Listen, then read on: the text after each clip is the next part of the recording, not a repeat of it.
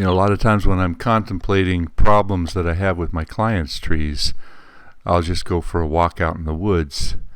And it's amazing what you can learn just by going for a walk out in the forest. Pay attention to things rather than just walking on the trail. Really look close.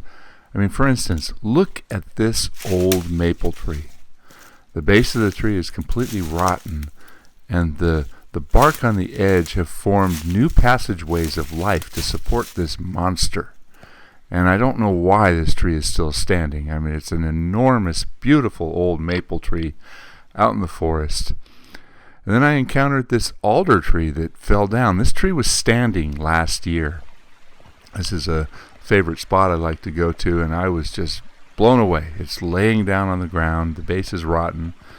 And you have to understand that rotten old alder trees are part of the forest. They don't last that long, but this was a pretty significant tree.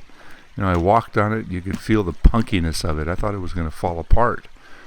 But you really, really need to pay attention. Now, this area that I like to go to has got a lot of historical artifacts, but you have to really pay attention to see what's going on. At one time, long time ago, way back in the 1800s, this area of creek, this is up near Sanborn Park, had a lot of sawmill activity. And the sawyers that built the mill really reconfigured the creek. Now right now this creek is very slow and mellow and calm and relaxing, but this is an incredibly powerful area, and a lot of water wheel activity took place back then that they used to cut up the giant redwood trees that were milled and felled in this area. So it takes a lot of careful observation to try to figure out what some of this stuff is. This is the convergence of two creeks, and you can see a lot of rock walls were put together, and you have to use your imagination. You really have to go back in time and try to just think about what this area would have looked like.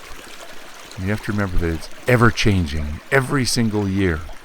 All the rocks that you see in here are moved around. Everything is different because the water comes raging through here and everything gets altered.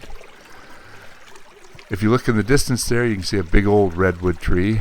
Here is a group of redwood trees, and a lot of times you have to look for the stumps, the ancient redwood stumps, because some of the new trees survived off of the old roots.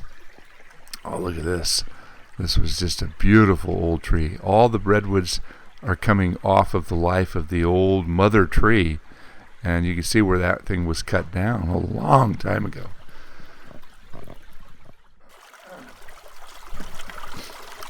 Now it's a calming place to go to at this time of the year. The water runs year round,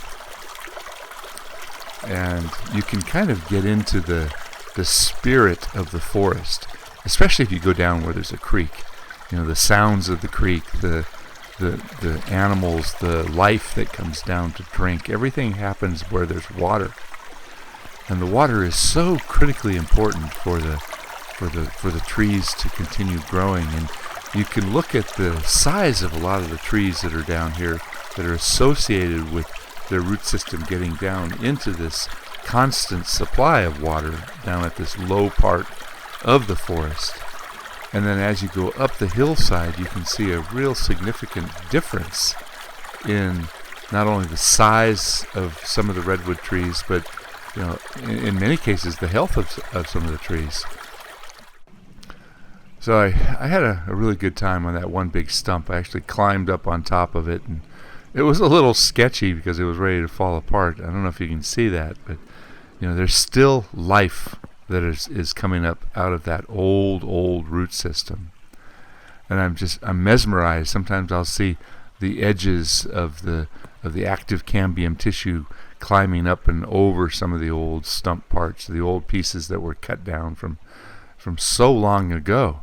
And these are the second growth trees that came off of that old stump, but they're huge. And I went around the backside, and you can see all the blackening. So there was a fire in here, but this is the only evidence that I could find of a fire. And you can see that the tree kind of grew up and around it, and a section of this tree never grew, and it still shows the signs. When was that fire? Now here's where they cut down a small tree. This is an old cut, but look at the active tissue that's growing off of it. So all these trees are connected. All the roots are connected.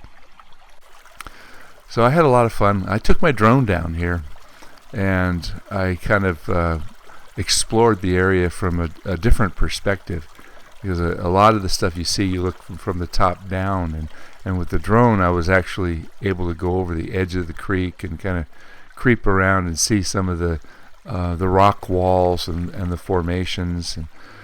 And one of the beauties of my drone is it's really still.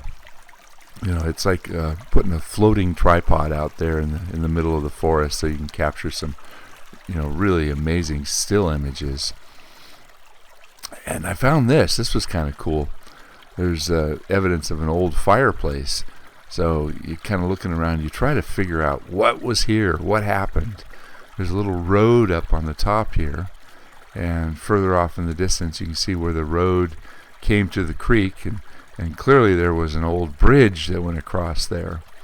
So somebody lived here. Was it one of the owners or one of the workers that worked in the mill back in the 1800s? You know, you finding the history of some of these old places is almost impossible.